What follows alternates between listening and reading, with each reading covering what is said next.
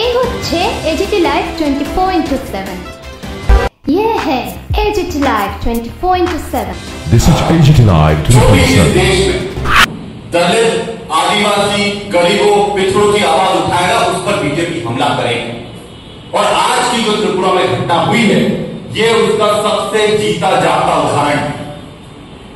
जब सुदीप रॉय बर्मन जी ने कहा कि बीजेपी के लोग आदिवासियों पर पेशाब करते हैं, तो ये 100% सही है। मैं उसका खुद चश्मदर्शी। मध्य प्रदेश की यह घटना है, मध्य प्रदेश के सीधी जिले की यह घटना है। मैं मध्य प्रदेश से झाबुआ का विधायक हूं, चुनाव जनप्रतिनिधि हूं, और आज राष्ट्रीय आदिवासी कांग्रेस के राष्ट्रीय अध्यक्ष के नाते आप सबके बीच में आया हूं। जब यह घटना हुई थी, उसमें कौन लोग शामिल थे? उसमें भाजपा का जो विधायक प्रतिनिधि है वो खुद शामिल है। और ये सबसे बड़ी बात इसमें यह है कि जो लोग इसमें शामिल थे वो सीधे सीधे विधायक का प्रतिनिधित्व कर रहे थे सीधी जिले, और उनका प्रतिनिधि जाकर आदिवासी के स्तर पर पेशाब कर देता है। पर बात यह है कि आज तक उस पर कार्रवाई हुई? दिखावे के लिए बहुत कुछ करने का षड्यंत्र करा गया, पर आज तक कोई भी ठोस कार्रवाई उस पर नहीं हुई। और यही नहीं, जब यह घटना हुई थी, जिस आदिवासी के साथ घटना हुई थी उसका नाम था दशमत रावत, और जिस व्यक्ति ने ये घटना को अंजाम दिया था उसका नाम था परवेश, वो उनका विधायक प्रतिनिधि था। हम जब उसके परिवार के पास पहुंचे तो हमें एक चौंकाने वाली चीज पता लगी कि उसके पति को उठवाकर अगवा कर दशमत को सरकार ले गई। अरे, अगर कुछ गलत नहीं करा होता तो सरकार को हमारे आदिवासी भाई जिस पर पेशाब भाजपा के लोगों ने करी थी, विधायक प्रतिनिधि ने करी थी, तो क्यों नहीं गए? और ले कौन गया? वहां का मुख्यमंत्री शिवराज सिंह चौहान जी, जो कि आज के समय में इस देश के कृषि मंत्री है कैबिनेट। और जब वो ले जाते, जब उनकी पत्नी से हमने बात करी, वो बिलख रही थी, रो रही थी, उनके 3 बच्चे बिलख रहे थे, वो ये बोल रहे थे हमको पता ही नहीं था कि उनका पति कहां चला गया। ये एक प्रताड़ित महिला की, आदिवासी बहन की आवाज थी। और उसी समय शिवराज सिंह चौहान जी का फोन उसके पास आता है, और फोन आने के बाद शिवराज सिंह जी उसको लालच देते हैं कि मैं तुम्हें पैसे देता हूं, मैं तुम्हें घर दे दूंगा, पर तुम चिंता मत करो, तुम्हारा पति हमारे पास है। आप सोच सकते हैं कि उस पर क्या बीती होगी कि जब उसको यह पता लगा कि मुख्यमंत्री ने उसके पति का अपहरण करा है। और ये मैं आपको दिखाऊंगा, अभी लैपटॉप के माध्यम से पूरा वीडियो दिखाऊंगा, जिसमें मुख्यमंत्री जी उसकी पत्नी को क्या क्या लालच दे रहे हैं। और वहां पर पहुंचकर हम लोगों ने उस समय उसकी आवाज बुलंद करने का काम करा था, ताकि दोषियों पर कार्रवाई हो सके।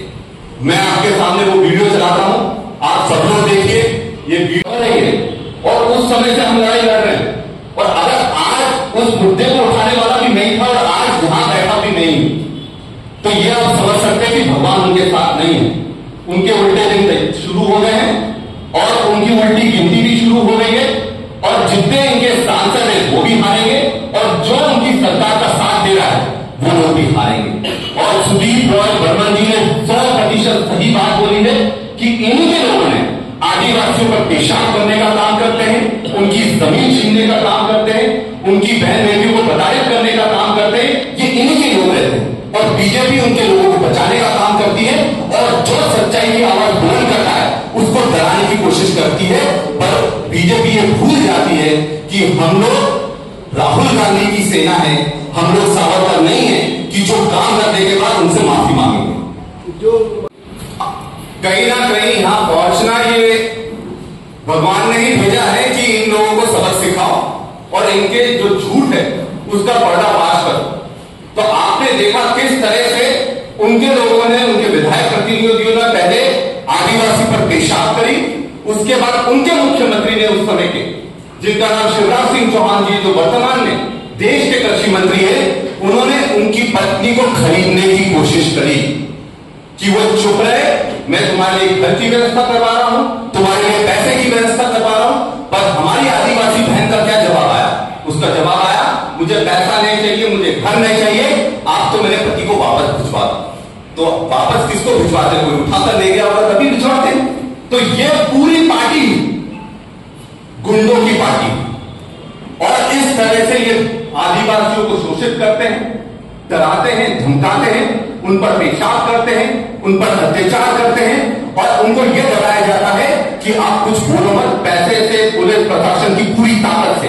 और आज जब हमारे विधायक सुदीप राज बर्मन जी ने कोशिश करी सच्चाई सबके सामने लाने के लिए, तो कुछ लोगों को उन्हें भेजकर उनका विरोध करवाने की कोशिश करी। पर भाजपा को मैं बता दूं, हम लोग आपके गुंडों से डरने वाले नहीं हैं। हम लोग राहुल गांधी जी की सेना है, और हम लोग पूरे दम से लड़ाई लड़ेंगे, और जो सच्चाई हम आपके सामने लाना चाहते थे वो हम सब आप सबके सामने लेकर आ रहे हैं। साथ में एक और महत्वपूर्ण मुद्दा मैं आप सबके सामने लाना चाहता हूं कि जो यहां पर ऑटोनॉमस डिस्ट्रिक्ट काउंसिल है, ये सबसे बड़ी ताकत थी छठी अनुसूची की, 6 शेड्यूल की, आदिवासी क्षेत्रों में।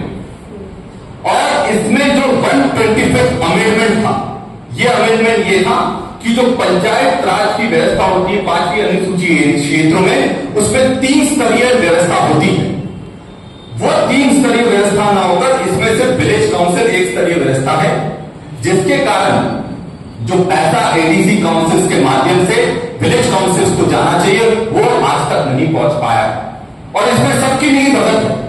बड़े बड़े लोग आए, उन्हें बड़े बड़े दावे करे कि हम ये कर देंगे, वो कर देंगे, पर आज की हकीकत है कि आज भाजपा की 3 इंजन की सरकार इस प्रदेश में बैठी है। दिल्ली में उनकी सरकार, त्रिपुरा में उनकी सरकार, एडीसी में उनकी सरकार, और फिर भी आज तक आदिवासियों को उनका अधिकार नहीं दिया है। तो हम आपके माध्यम से ये बताना चाहते हैं कि हम लोग पूरी ताकत से 125th अमेंडमेंट जो होना चाहिए 6 शेड्यूल में, उसकी लड़ाई शुरू कर रहे हैं। और इसमें हर गांव तक हम लोग जाएंगे, लोगों तक जाएंगे, और इसको एक बड़े आंदोलन के रूप में इस प्रदेश में लड़ने का काम हम लोग करेंगे।